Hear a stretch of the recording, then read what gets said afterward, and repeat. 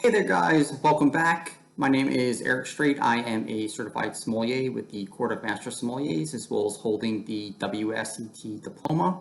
And I am coming to you again on behalf of Saratoga Eagle Sales and Service to discuss another one of their amazing wines in their ever-growing portfolio. And today we are going to be looking at Fiuza Winery's Rose. This is the 2019 vintage. It is a blend of 50% Cabernet Sauvignon as well as 50% Touriga Nacional. So just a quick note, I do believe that Saratoga Eagle has the 2018 vintage currently in stock, but will be switching over to the 2019 vintage. When we get to pricing at the end, pricing is, I believe, still going to be the same. If I hear otherwise, I will make a note in the comment section below. So just a quick background on Fiuza. If you didn't watch the video on the Fiuza Premium Red, which was done from 100% Alicante Boucher from the 2015 vintage, Fiuza is a family-owned winery with estate-grown fruit. Brief background on Portuguese wine history, I guess, if you will. So Portugal, essentially in the 1930s, was under authoritarian government control. 1974, they saw a government kind of coup go on and went more towards a left-wing democratic form of government. And then in 1986, Portugal entered into the European Union. So we saw things essentially go from a very co-op based wine industry to a more small scale, quality conscious industry. And Fiuza was started in 1985 with this family, and the winemaker at that time and until this day is a gentleman by the name of Peter Bright, who is from Australia. So where in Portugal are we? So again, if you saw the original video on the Premium Red, so this is Lisbon right here, just for a point of reference. Tejo, where this wine is from, is kind of just inland, all right, in this area right here. So even though you do have a fair amount of proximity to the Atlantic Ocean, this is still a fairly continental climate. So you've got very warm, dry summers that are followed by very cold, harsh winters. Specifically within Tejo, there are 3 specific areas, and they are grouped according to soil type. Grapes for this cuvee, I should say, come from this area called the Barros region, which are dominated by more clay and limestone soils. These are at higher elevations, more free draining soil, and where you tend to get the better grapes from.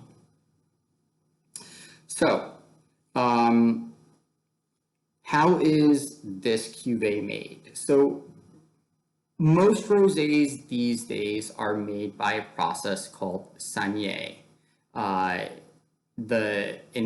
In English, it translates from French to English as bled. So essentially what you're doing is you are crushing grapes, letting that free run juice run off, and then exposing that clear juice to a minimal amount of skin contact. And the skins contain a component called anthocyanins. And the anthocyanins essentially are your coloring matter. That's how this clear juice gets pigment or color. According to Fiuza's website, they do about a 24-hour saignée method on this, or maceration, and then remove the skins before they ferment the wine. So the fermentation after those skins are removed is essentially done under a white winemaking technique method. Most of the time you will see, or a large amount of time, you'll see rosés that are done from Grenache, just because Grenache is fairly low in anthocyanins, so low in coloring matter. You're not imparting that much color to the wine. In this case, Cabernet Sauvignon and Touriga Nacional, two grapes which you would never really ever expect to make a rosé, but does a really good job with it in this case, and we'll get to discussing that on the nose and the palate shortly. So let's get into the wine. Color, I just want to show you right here. I would kind of call this salmon in color. I definitely do not think it is as bright pink as some rosé samples out there, or some of the white Zinfandels, quote unquote, that you may find in the domestic market. It's by no means orange in color, although you may see some orange highlights like veering out towards the rim or the meniscus of the wine. But I would say that this is almost a strict salmon in color. And just one other note on color when discussing rosés, pink does not imply sweet. And I think the domestic or the American perception of pink wines is that they are sweet. And I think that comes down to the whole idea surrounding like things like white Zinfandel. They think that if a wine is pink, it's sweet. Absolutely not, and we'll discuss that when we get to the palate. So let's get to the palate, or let's get to the nose first.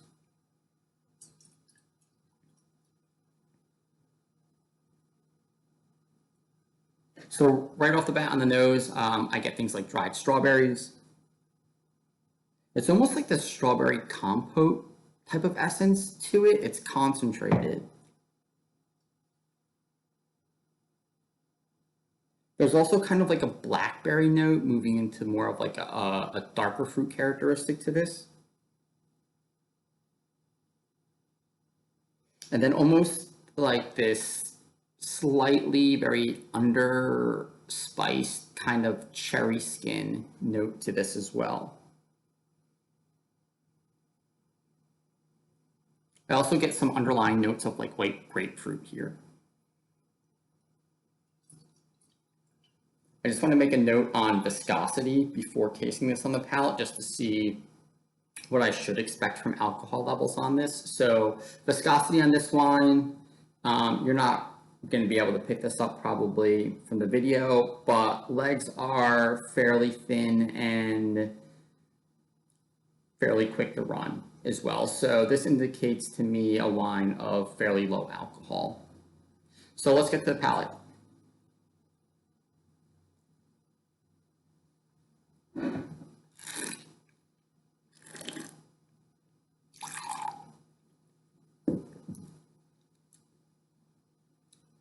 Wine is definitely dry.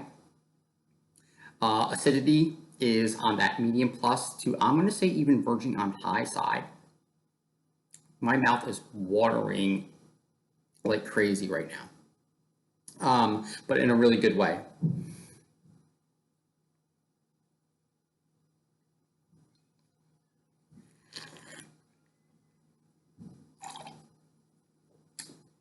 I'm going to echo those same notes that I got in the nose on the palate. However, I'm also going to add in some things like tart cranberries.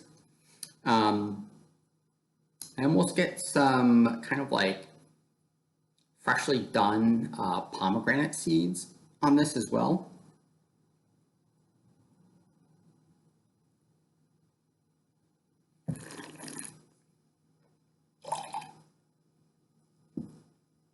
Yeah, absolutely just a very fruit-driven wine. Not a whole lot of that garage or like that fresh herb thing that you would find in more of your classically styled rosés from, say, like Provence in France. I think alcohol is moderate on this. I do want to make a note. I do get a little bit of tannin on this, which, you know, you are making a wine from red grapes, and so sometimes you do get tannin, sometimes you don't. I do get a little dryness around the gums and the inside of the cheeks, but is it anything that is super perceptible? I would say not, but if you think about it, those tannins are there. But I think that's a great thing because I think this is going to make this wine even more food friendly.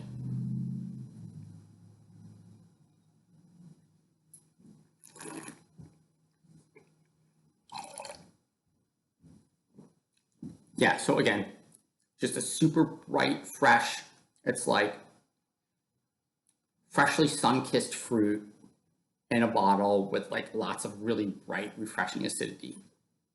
It's delicious. So as far as food goes, with something like this, you know, rosé kind of borders that line between like rich white meats and like subtly cooked reds and everything in between. So it can be super versatile. I think with something like this, I would do a richer white meat that almost has kind of like a briny or salt influenced aspect to it. Sometimes if you choose to go with a white that would pair with that type of weight, I think you're going to be getting into those whites that are very low in acid, like your white blends from the Rhone Valley, for instance. But I think this has enough acid to be able to hold up to something like ham, like an Easter ham, or even something like Jamón de Ibérica from Spain, which would be awesome. As far as like seafood goes, I would do something just super bright and fresh, like a freshly prepared ceviche in a citrus sauce. You could even do simply prepared salads, or even just a basic fruit salad would be awesome with this because this is definitely a fruit-driven wine. So pricing on this, and this is going to be wholesale pricing again. So this is priced to the retailer, not priced to the consumer. You're looking at $8 on one bottle.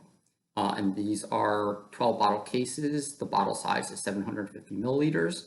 On 2 cases, it gets down to $7.33 per bottle. There is no further discount on top of that. I also want to mention serving temperature on this before finishing things up. I know people love to chill rosés as much as they can, and it's kind of like this fault that we all do with whites is like we chill them so much. But when you chill something too much, those aromatics are not going to show. So a lot of those berried aromas and even some of those floral aromas, which I forgot to mention on here, are not going to show as well. So you can still chill this wine till it's cold, but just don't chill it too much so that those aromatics become muted and you're not going to be able to get them out of the glass. So if this is something that sounds like it may be appealing to you, head out to your local retailer, or when your restaurants open up, stop by, request the bottle, and enjoy. Let us know what you think.